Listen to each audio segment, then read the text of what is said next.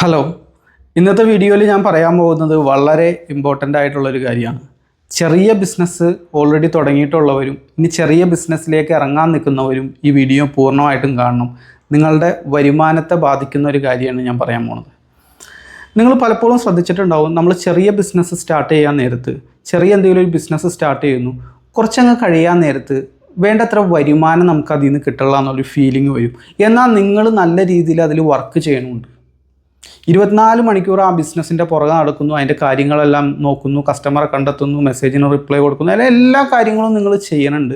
പക്ഷേ ഒരു പോയിൻ്റ് എത്താൻ നേരത്ത് നമ്മൾ നല്ല രീതിയിൽ വർക്ക് ചെയ്യണുണ്ട്, പക്ഷേ നമ്മൾ ഉദ്ദേശിച്ച രീതിയിലുള്ള ഇൻകം കിട്ടണില്ല. അല്ലെങ്കിൽ ഇൻകത്തിൻ്റെ വളർച്ച ഒരു മുരടിച്ച് നിൽക്കുന്ന ഒരു ഫീലിംഗ് ആയിരിക്കും. നാടൻ ഭാഷയിൽ പറഞ്ഞു കഴിഞ്ഞാൽ ബിസിനസ് അങ്ങ് മുരടിച്ച് ഇങ്ങനെ നിൽക്കുകയാണ്. ഒരു പോയിൻ്റ് കഴിഞ്ഞാൽ പിന്നെ അങ്ങോട്ട് വളരണില്ല, നമ്മൾ ഉദ്ദേശിച്ച ഒരു ഇൻകം കിട്ടണില്ല.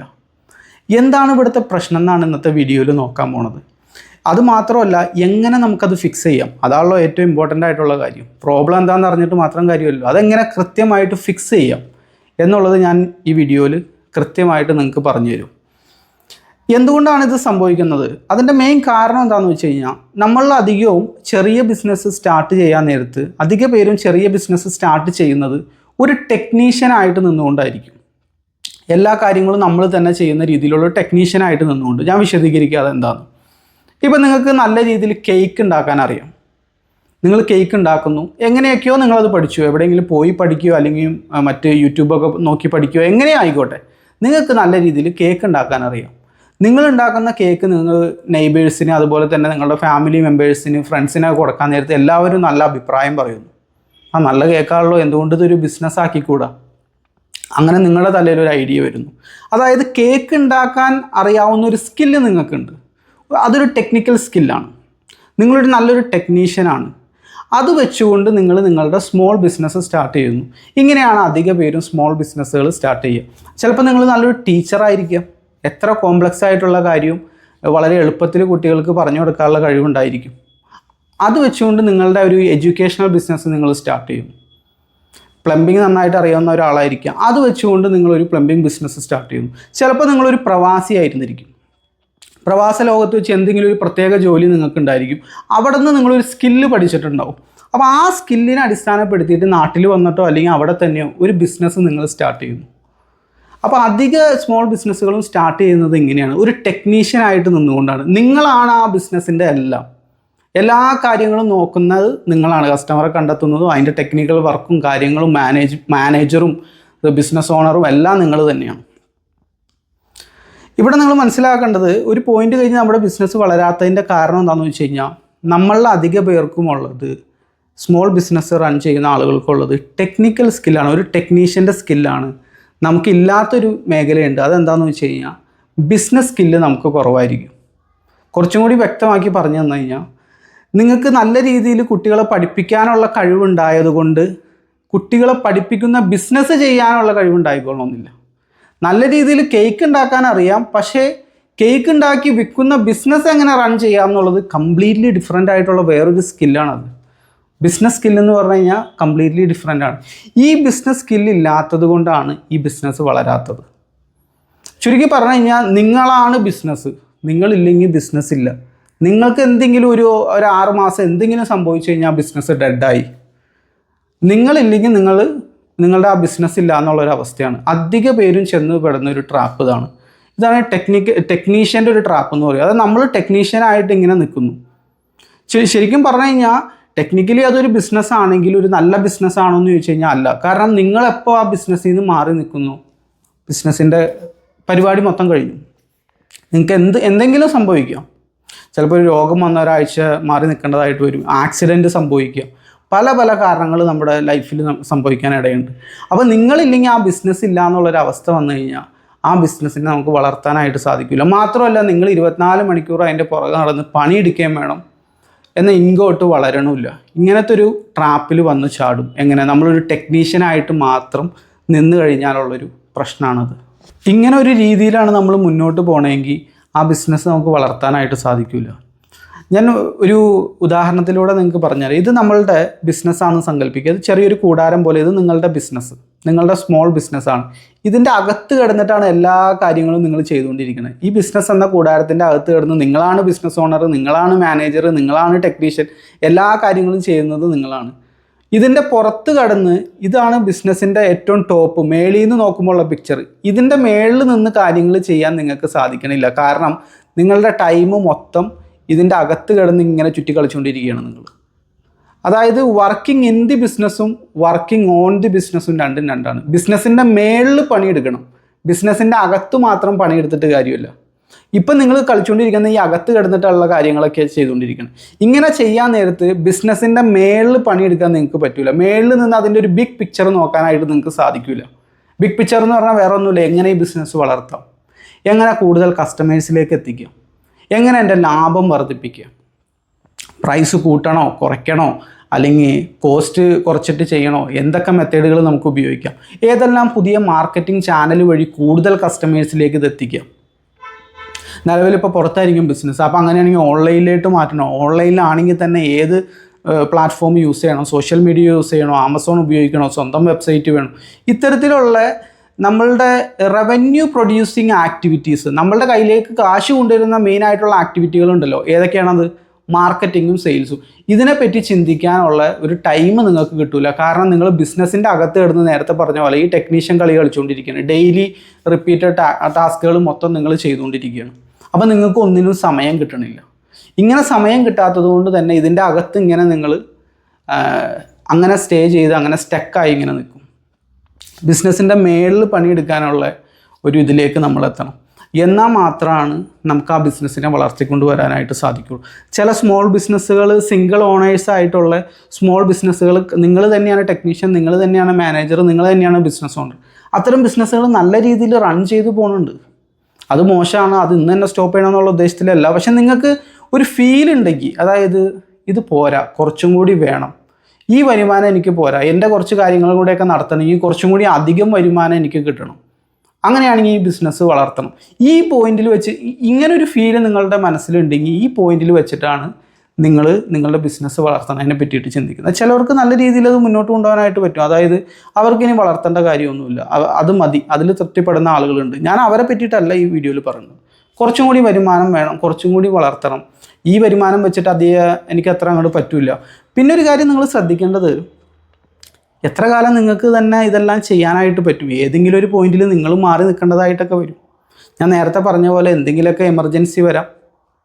ചിലപ്പോൾ നിങ്ങൾക്കിപ്പോൾ 25 വയസ്സായിരിക്കും, 35 വയസ്സായിരിക്കും, ഒരു 10-15 വർഷം കൂടി അങ്ങ് കഴിഞ്ഞ് കഴിഞ്ഞാൽ ഇതേപോലെ തന്നെ അതിൻ്റെ അകത്ത് നിന്ന് എല്ലാ കാര്യങ്ങളൊക്കെ ചെയ്യാനുള്ളൊരു ആരോഗ്യം നിങ്ങൾക്ക് ഉണ്ടാവും. ചിലത് ഫിസിക്കൽ വർക്ക് റിക്വയർഡ് ആയിട്ടുള്ള മേഖലകളാണ്, സെൽഫ് എംപ്ലോയ്മെൻ്റ് ആണ് നിങ്ങൾ ചെയ്യണമെങ്കിൽ. ചിലതിൽ നമ്മളുടെ ഫിസിക്കൽ എനർജി ഡിപ്പെൻഡ് ചെയ്ത് നിൽക്കുന്നതാണ്.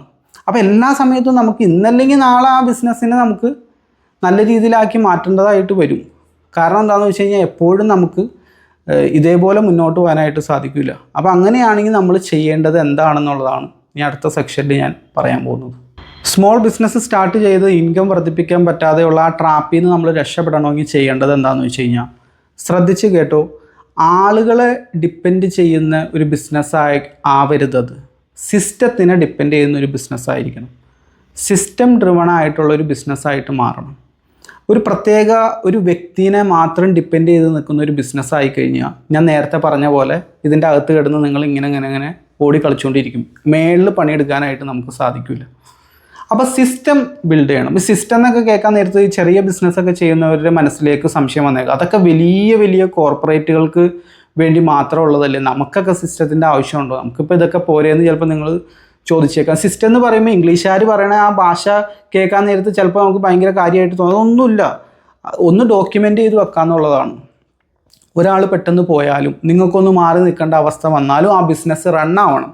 അതിന് വേണ്ടിയിട്ടുള്ള ഒരു പ്രത്യേക ഒരു ചട്ടക്കൂട് ഉണ്ടാക്കുക ആണ് ഞാൻ ഉദ്ദേശിച്ചത്. ഒരു സിസ്റ്റം ബിൽഡ് ചെയ്യുക. സിസ്റ്റം എന്ന് കേൾക്കാൻ നേരത്തൊന്നും പേടിക്കേണ്ട കാര്യമില്ല. അതിൻ്റെ ഒന്നാമത്തെ സ്റ്റെപ്പായിട്ട് നമ്മൾ ചെയ്യേണ്ടത് എന്താണെന്ന് വെച്ച് കഴിഞ്ഞാൽ, എല്ലാം ഡോക്യുമെൻ്റ് ചെയ്യുക. സ്റ്റെപ്പ് ബൈ സ്റ്റെപ്പായിട്ടുള്ള കാര്യങ്ങൾ. നിങ്ങളിപ്പോൾ ഒരു സിംഗിൾ ബിസിനസ് ഓണറാണെന്ന് വിചാരിക്കുക. രാവിലെ വന്നത് മുതൽ പോകുന്നത് വരെയുള്ള കാര്യങ്ങൾ എല്ലാം ഒന്ന് ഡോക്യുമെൻ്റ് ചെയ്യുക.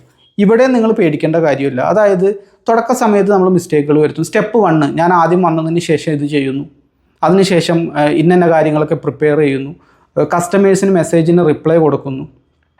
ഓൺലൈനിലാണ് നിങ്ങൾ ചെയ്യണമെങ്കിൽ. പുറത്താണെങ്കിൽ അത് നിങ്ങൾക്ക് തന്നെ അറിയാമല്ലോ, കാരണം നിങ്ങൾ ടെക്നീഷ്യൻ ആണല്ലോ. നിങ്ങൾ ആ ബിസിനസ് റൺ ചെയ്യുന്നതുകൊണ്ട് വളരെ എളുപ്പമാണ് നിങ്ങൾക്ക് ഈ സിസ്റ്റം ബിൽഡ് ചെയ്യാനായിട്ട്. എല്ലാം ഡോക്യുമെൻ്റ് ചെയ്ത് സ്റ്റെപ്പ് 1 ഇത് ചെയ്യുന്നു, ഇത് ചെയ്യുന്നു, ഇത് ചെയ്യുന്നു, ഇത് ചെയ്യുന്നു, എന്നിട്ട് അതിൽ നോക്കുക. വളരെ റിപ്പീറ്റഡ് ആയിട്ട് എപ്പോഴും നിങ്ങളുടെ സമയം വേസ്റ്റ് ചെയ്തുകൊണ്ടിരിക്കുന്ന പല കാര്യങ്ങളും ഉണ്ടാവും. അത്തരം സ്ഥാനത്തേക്കൊക്കെ ഓരോ എംപ്ലോയീസിനെ ഹയർ ചെയ്യാം. തുടക്ക സമയത്ത് ഒരാളെ എടുത്താൽ മതി. പെട്ടെന്ന് തന്നെ ആ ഒരു ചാർട്ട് ഉണ്ടല്ലോ, ആ ഒരു ചെക്ക് ലിസ്റ്റ് ഉണ്ടല്ലോ, അത് നമുക്ക് വളരെ ഈസി ആയിട്ട് പേപ്പറും പേന എടുത്ത് ചെയ്താൽ ഓൺലൈനിൽ ഒരുപാട് ടെംപ്ലേറ്റുകൾ നിങ്ങൾക്ക് കിട്ടും. അതിൽ വേണമെങ്കിൽ ചെയ്യാം. അല്ലെങ്കിൽ ജസ്റ്റ് ഒരു ചാർട്ട് പേപ്പറിൽ ആ സിസ്റ്റം ഒന്ന് ബിൽഡ് ചെയ്ത് വെച്ച് കഴിഞ്ഞാൽ ആ സംഗതികൾ സ്റ്റെപ്പ് ബൈ സ്റ്റെപ്പായിട്ട് എന്ത് ചെയ്യുന്നു എന്നുള്ളത് കൃത്യമായിട്ട് എഴുതി വെക്കുക. എന്തെങ്കിലും ഒരാൾ വന്നു കഴിഞ്ഞാൽ ഒരു എംപ്ലോയി വന്നാൽ അവരെ വാട്സപ്പിലേക്ക് ഇട്ട് കൊടുക്കാൻ പാകത്തിന് നിങ്ങൾ ചെറിയൊരു പോസ്റ്റർ രൂപത്തിലൊക്കെ ക്രിയേറ്റ് ചെയ്ത് കഴിഞ്ഞാൽ വളരെ എളുപ്പമായിരിക്കും. അപ്പോൾ ആ സ്റ്റെപ്പ് ബൈ സ്റ്റെപ്പായിട്ടുള്ള കാര്യങ്ങളെല്ലാം ചെയ്തിട്ട് റിപ്പീറ്റഡ് ആയിട്ട് വരുന്ന സംഗതികൾക്കെല്ലാം തന്നെ ഒരാളെ ഹയർ ചെയ്യുക. കാരണം അവിടെ നിങ്ങളുടെ സമയം നമുക്ക് സേവ് ചെയ്യാനായിട്ട് സാധിക്കും. ഇങ്ങനെ ഈ കിട്ടുന്ന സമയം, എക്സ്ട്രാ സമയം, ഞാൻ നേരത്തെ പറഞ്ഞവർക്ക് ബിസിനസ്സിൻ്റെ മേളിൽ പണിയെടുക്കണം. ഇപ്പോൾ നിങ്ങൾ ഇതിൻ്റെ അകത്ത് കിടന്ന് ചുറ്റി കളിച്ചുകൊണ്ടിരിക്കുകയാണ്. മേളിൽ പണിയെടുക്കുകയെന്ന് ചോദിച്ചു കഴിഞ്ഞാൽ നമ്മുടെ വരുമാനം വർദ്ധിപ്പിക്കുന്ന കാര്യങ്ങളിലേക്ക് കൂടുതൽ ഫോക്കസ് കൊടുക്കണം. ഇപ്പം നിലവിൽ നിങ്ങൾക്ക് ഡെയിലി ഒരു 10 ഓർഡർ ഉണ്ടെങ്കിൽ എങ്ങനെ അത് 20 ആക്കാം? ഇപ്പോൾ തന്നെ വരുമാനം ഡബിളായി. പ്രൈസ് കൂട്ടണോ, കൂട്ടിയൊന്ന് പരീക്ഷണം നടത്തി നോക്കണം, കുറച്ചൊന്ന് പരീക്ഷണം നടത്തി നോക്കണം.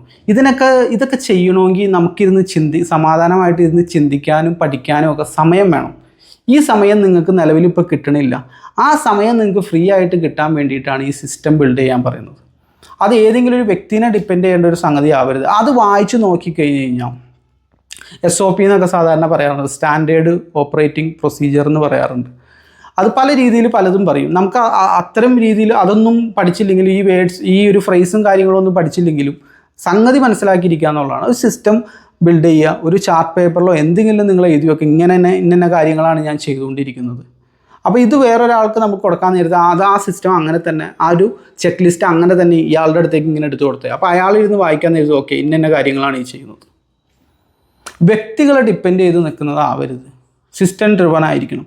ഇങ്ങനെ ചെയ്യുമ്പോൾ ഗുണം എന്താണെന്ന് വെച്ച് കഴിഞ്ഞാൽ, ഇപ്പോൾ ഒരു എംപ്ലോയി വന്നു, അവരെ നമ്മൾ ട്രെയിൻ ചെയ്യിക്കുന്നു, ഈ സിസ്റ്റത്തിനെ ട്രെയിൻ ചെയ്യിക്കുന്നു, എന്നിട്ട് അവരോട് കാര്യങ്ങളൊക്കെ ചെയ്യാൻ പറയുന്നു. ഇനിയിപ്പോൾ ആ എംപ്ലോയി പോയി കഴിഞ്ഞാലും നമുക്ക് പ്രശ്നമില്ല. അടുത്ത ആൾക്ക് ഇതേ സിസ്റ്റം കൈമാറാം, ഇതേ ചെക്ക് ലിസ്റ്റ് അയാൾക്കും കൈമാറാം. ഇതാണ് എല്ലാം ഡോക്യുമെൻ്റ് ചെയ്ത് വെക്കുന്നതിൻ്റെ ഗുണം. ഇല്ലെങ്കിലുള്ള പ്രശ്നം എന്താണെന്ന് വെച്ച് കഴിഞ്ഞാൽ, പ്രധാനമായിട്ടുള്ള പ്രശ്നം എന്താണെന്ന് വെച്ചാൽ നമ്മളുടെ സമയം നമുക്ക് ഫ്രീ ആയിട്ട് കിട്ടില്ല. നിങ്ങൾക്ക് എന്തെങ്കിലും പറ്റിക്കഴിഞ്ഞ് കഴിഞ്ഞാൽ ആ ബിസിനസ് അതോടുകൂടി സ്റ്റോപ്പാവും. കംപ്ലീറ്റ്ലി സ്റ്റോപ്പായി കഴിഞ്ഞാൽ നിങ്ങളുടെ റവന്യൂ 0 ആയി, ചിലപ്പോൾ പൂട്ടേണ്ട അവസ്ഥ വരും. ഇനി വേറൊരു പ്രശ്നം ഒരുപാട് ബിസിനസ് ഓണേഴ്സ് നേരിടുന്ന ഒരു പ്രശ്നമാണ്, പലരും ഈ എംപ്ലോയീസിനെ ഡിപ്പെൻഡ് ചെയ്ത് നിൽക്കുന്നതാണ്. ബിസിനസ് ഓണറെ ഡിപ്പെൻഡ് ചെയ്ത് നിൽക്കുന്നതല്ല, പക്ഷേ എംപ്ലോയീസിനെ ഡിപ്പെൻഡ് ചെയ്ത്, എംപ്ലോയിയുടെ ഒരു പ്രത്യേക ഒരു നോളജ്, എംപ്ലോയിയുടെ ഒരു പ്രത്യേക ഒരു സ്കില്ലുള്ളത് കൊണ്ട് മാത്രം റൺ ചെയ്തു പോകുന്ന ബിസിനസ്സുകളുണ്ട്. എങ്ങാനും ഈ പറഞ്ഞ പോലെ നിങ്ങൾക്ക് മാറി നിൽക്കേണ്ട അവസ്ഥ പോലെ ഈ എംപ്ലോയിക്കും മാറി നിൽക്കേണ്ട അവസ്ഥകൾ വന്നേക്കാം. ഒരു ആക്സിഡൻറ്റ് സംഭവിച്ചു, ആ മെയിനായിട്ടുള്ള ഒരാൾക്ക് ഒരു ആക്സിഡൻറ്റ് സംഭവിച്ചു, നിങ്ങളുടെ അടുത്ത് പ്രത്യേക സിസ്റ്റോ ഒന്നും നിങ്ങൾ ഡോക്യുമെൻ്റ് ചെയ്തില്ലെങ്കിൽ അയാൾക്ക് പിന്നെ ആ ടൈമിലിരുന്ന് നമ്മൾ ടെൻഷൻ അടിക്കേണ്ടതായിട്ട് വരും. ഇനി അയാൾ വന്ന വരെ നല്ല രീതിയിൽ അത് ഓപ്പറേറ്റ് ചെയ്യാനായിട്ട് സാധിക്കില്ല. അല്ലെങ്കിൽ ആ വ്യക്തി നിർത്തിപ്പോയി, അല്ലെങ്കിൽ പുള്ളി തന്നെ വേറൊരു സ്ഥലത്ത് ഇതേപോലെ ഒരു ബിസിനസ് സ്റ്റാർട്ട് ചെയ്യാൻ തീരുമാനിച്ചു. ഒരുപാട് പ്രശ്നങ്ങൾ സംഭവിക്കാം. ഇതാണ് വ്യക്തികളെ ഡിപ്പെൻഡ് ചെയ്ത് നിൽക്കുമ്പോഴുള്ള പ്രശ്നം. സിസ്റ്റത്തിനെ ഡിപ്പെൻഡ് ആവാൻ നേരത്ത് ആ വ്യക്തി പോയി, അടുത്ത ആൾ വരുന്നു, അയാൾക്ക് അത് കൈമാറുന്നു, നോക്കുന്നു, അയാൾ അതേപോലെ ചെയ്യുന്നു. അയാൾക്ക് പറ്റണില്ല, പോയി അടുത്ത ആൾ വരുന്നു, പോകുന്നു, കൊടുക്കുന്നു, അവർ പഠിക്കുന്നു, അത് ചെയ്യുന്നു. ആര് മാറി നിന്നാലും ബിസിനസ് ക്ലിയർ ആയിട്ട് റൺ ചെയ്ത് പോകുന്ന രീതിയിലുള്ളൊരു സിസ്റ്റമാക്കി നിങ്ങളുടെ സ്മോൾ ബിസിനസ്സിനെ നിങ്ങൾ മാറ്റണം. അതിന് ആദ്യം തന്നെ ചെയ്യേണ്ടത് എന്താണെന്ന് വെച്ച് കഴിഞ്ഞാൽ, നിങ്ങൾ ഒരു 1 പേഴ്സൺ കമ്പനി ആണെങ്കിൽ, അത് ഒറ്റയാനാണ്, 1 മാൻ ഷോ കളിച്ചുകൊണ്ടിരിക്കുകയാണെങ്കിൽ ഒരാളെ കൂടി ഹയർ ചെയ്യുക. എന്നിട്ട് റിപ്പീറ്റഡ് ആയിട്ട് വരുന്ന കാര്യങ്ങളൊക്കെ, അതാണ് ഒന്നാമത്തെ സ്റ്റെപ്പായിട്ട് നിങ്ങൾ ചെയ്യേണ്ടത്. അയാൾക്ക് അങ്ങോട്ട് കൈമാറാം. എന്നിട്ട് ബാക്കി കിട്ടുന്ന ഫ്രീ ടൈമിലെല്ലാം തന്നെ എങ്ങനെ ബിസിനസ് വർദ്ധിപ്പിക്കാം, എങ്ങനെ വരുമാനം വർദ്ധിപ്പിക്കാം, എങ്ങനെ കൂടുതൽ കസ്റ്റമേഴ്സിനെ കണ്ടെത്താം, എങ്ങനെ എൻ്റെ ലാഭം വർദ്ധിപ്പിക്കാം, ഇതേപോലെ ഇൻകം നമുക്ക് കയ്യിലേക്ക് ഒരുപാട് വരുന്ന ആക്ടിവിറ്റീസിൽ നിങ്ങൾ ഫോക്കസ് കൊടുക്കുക. അധിക പേരും മാർക്കറ്റിങ്ങിലും സെയിൽസിലൊന്നും അധികം ഫോക്കസ് കൊടുക്കാറില്ല. നേരത്തെ പറഞ്ഞ പോലെ അതിൻ്റെ കാരണം എന്താണെന്ന് വെച്ച് കഴിഞ്ഞാൽ, ഇതൊക്കെ ബിസിനസ് സ്കില്ലുകളാണ്. നമുക്ക് നിലവിൽ അധിക ബിസിനസ് ഓണേഴ്സിനും ഉള്ളത് ടെക്നിക്കൽ സ്കില്ലുകളാണ്. എങ്ങനെ നല്ലൊരു കേക്ക് ഉണ്ടാക്കാം, അതിലെന്തോരം പഞ്ചസാര ഇടണം, മൈദ എന്തോരം ഇടണം, എത്ര ഇതിൽ മിക്സ് ചെയ്യണം, ഇന്നത് വരാൻ നേരത്ത് ഇന്നത് ഇടാൻ പാടില്ല, പ്രിസർവേറ്റീവ് ഇത്രയൊക്കെ ചെയ്യണം, ഇത്രയാണ്. ഈ സ്കില്ലുള്ളത് കൊണ്ട് നമ്മൾ അധികകാലം മുന്നോട്ട് പോകില്ല. അത് നിർബന്ധമായിട്ടും വേണ്ട സംഗതിയാണ്. നല്ല കേക്ക് അല്ലെങ്കിൽ നല്ല പ്രൊഡക്റ്റ് അല്ലെങ്കിൽ കസ്റ്റമേഴ്സ് വാങ്ങിക്കില്ല. ചിലപ്പോൾ ഒരു തവണ വാങ്ങിക്കും, പിന്നീട് വാങ്ങിക്കില്ല. അതൊക്കെ ശരിയാണ്. പക്ഷേ ടെക്നിക്കൽ സ്കില്ലുള്ളത് കൊണ്ട് മാത്രം നമ്മളുടെ ബിസിനസ്സിൽ നിന്നുള്ള വരുമാനം വർദ്ധിപ്പിക്കാൻ പറ്റില്ല. നമുക്ക് വേണ്ടത് മാർക്കറ്റിങ്ങിലും സെയിൽസിലും ഒക്കെ ഉള്ള ബിസിനസ് സ്കില്ല് നിങ്ങൾ വർദ്ധിപ്പിക്കണം. അങ്ങനെയാണ് ആ ബിസിനസ് നല്ല രീതിയിൽ റൺ ചെയ്തു പോകുന്നത്. പിന്നെ ചിലവരൊരു പ്രശ്നം എന്താണെന്ന് വെച്ച് കഴിഞ്ഞാൽ, ഇതൊക്കെ ഞാൻ ചെയ്താൽ മാത്രമാണ് ശരിയാവുള്ളൂ, വേറെ ഒരാളെ ഏൽപ്പിച്ച് കഴിഞ്ഞാൽ അവർ വന്ന് ഇത് ചെയ്ത് ഇതാകെ കൊളാക്കി ഉള്ളതും കൂടി ഇല്ലാതെ ആവണ്ട, ഇതിപ്പോൾ ഞാൻ തന്നെ എങ്ങനെ അങ്ങോട്ട് ചെയ്തോളാം. ഇങ്ങനത്തെ മൈൻഡ് സെറ്റ് ഉള്ളവർ ഒരുപാട് പേരുണ്ട്. വേറെ ഒരാൾക്ക് ഏൽപ്പിക്കാൻ അവർ തൊട്ടത് കൊളാവും, കാരണം എന്നെപ്പോലെ വേറെ ഒരാൾക്ക് ചെയ്യാൻ പറ്റില്ല. ഇങ്ങനത്തെ മൈൻഡ് സെറ്റ് ഉള്ളപ്പോൾ ഒരു പ്രശ്നം എന്താണെന്ന് വെച്ച് കഴിഞ്ഞാൽ, നമുക്ക് പെർഫെക്ഷൻ കിട്ടും, പക്ഷേ പ്രോഗ്രസ് ഉണ്ടാവില്ല, വളർച്ച ഉണ്ടാവില്ല. അതാണ് പ്രശ്നം. നേരത്തെ പറഞ്ഞ പോലെ ഇൻ കേസ് എന്തെങ്കിലും സംഭവിച്ചു കഴിഞ്ഞാൽ ബിസിനസ് അതോടുകൂടി ഡെഡ് ആവേണ്ട അവസ്ഥ വരും. പിന്നെ അവിടെ ഒന്നേന്ന് മുതൽ പൊക്കി കൊണ്ടുവരണമെങ്കിൽ പിന്നെയും നിങ്ങൾക്ക് സമയം എടുക്കും. അപ്പോൾ ഇതൊന്നും വരാതിരിക്കാനാണ് ഒരു സിസ്റ്റം നിങ്ങൾ ബിൽഡ് ചെയ്യാൻ പറയുന്നത്. അധിക ബിസിനസ്സുകളിലും വളരാത്തതിൻ്റെ കാരണം വേറെ ഒന്നുമില്ല, നിങ്ങളൊരു ടെക്നീഷ്യനായിട്ട് നിന്നുകൊണ്ടിരിക്കുകയാണ്. ബിസിനസ്സിൽ മെയിനായിട്ട് 3 മേഖലകളിലാണ് നമ്മൾ വർക്ക് ചെയ്തുകൊണ്ടിരിക്കുന്നത് ഒരു സിംഗിൾ ബിസിനസ് ഓണർ എന്നുള്ള രീതിയിൽ. ഒന്ന് ബിസിനസ് ഓണർ, ആൻട്രപ്രണർ, ടോപ്പായിട്ടുള്ള ആൾ, ബിസിനസ് വളർത്തുന്നതിനെയൊക്കെ പറ്റി ചിന്തിച്ചുകൊണ്ടിരിക്കുന്ന ഒരാൾ. ഈ ആളായിട്ട് മാറാൻ നിങ്ങൾക്ക് അധികം സമയം കിട്ടാറില്ല, കാരണം അതിൻ്റെ അകത്തുള്ള പരിപാടി ചെയ്തുകൊണ്ടിരിക്കുക. മാനേജറുടെ പരിപാടി, അതായത് എല്ലാം കൃത്യമായിട്ട് നടക്കുന്നുണ്ടോ എന്ന് ചെക്ക് ചെയ്യുന്ന ആൾ. മൂന്നാമത്തെ ടെക്നീഷ്യൻ്റെ പരിപാടി. ആൻട്രപ്രണർ, മാനേജർ, ടെക്നീഷ്യൻ. ഇതിൽ ആൻട്രപ്രണർ ആവാനാണ് നമ്മൾ നോക്കേണ്ടത്.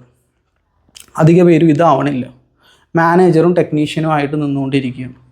കാര്യങ്ങളൊക്കെ കൃത്യമായിട്ട് വർക്ക് ചെയ്യണ്ടോ, ഓക്കെ, വർക്ക് ആവുന്നുണ്ട്. അതിൻ്റെ സ്പെസിഫിക് ആയിട്ടുള്ള ടെക്നിക്കൽ പാർട്ടൊക്കെ കറക്റ്റാണോ, പഞ്ചസാര കറക്റ്റാണോ, കേക്കിൻ്റെ ഉദാഹരണം എടുത്ത പഞ്ചസാര കറക്റ്റാണോ, മൈദ കറക്റ്റാണോ, പിന്നെ എന്തൊക്കെയാണോ അതിൽ ചേർക്കേണ്ടത് അതൊക്കെ കറക്റ്റാണോ, ഇത് നോക്കണം. അപ്പോൾ എന്താണെന്ന് വെച്ച് കഴിഞ്ഞാൽ നമുക്കൊരിക്കലും ബിസിനസ് ഓണറായിട്ട് നിൽക്കാനുള്ളൊരു സമയം നമുക്ക് കിട്ടുന്നില്ല. ബിസിനസ്സിൻ്റെ അകത്തല്ല പണിയെടുക്കേണ്ടത്, ബിസിനസ്സിൻ്റെ മേളിലാണ് പണിയെടുക്കേണ്ടത്. ഇതുപോലുള്ള ബിസിനസ് വിശേഷങ്ങളൊക്കെ ആയിട്ട് നമുക്ക് വീണ്ടും കാണാം. നിങ്ങൾക്ക് ഓൺലൈൻ മാർക്കറ്റിങ്ങും സെയിൽസും ഒക്കെ പഠിക്കണമെന്നുണ്ടെങ്കിൽ എൻ്റെ വാട്സപ്പ് ഗ്രൂപ്പിൽ അംഗമാവാം. താഴെ ലിങ്ക് കൊടുത്തിട്ടുണ്ട്. Thank you for watching.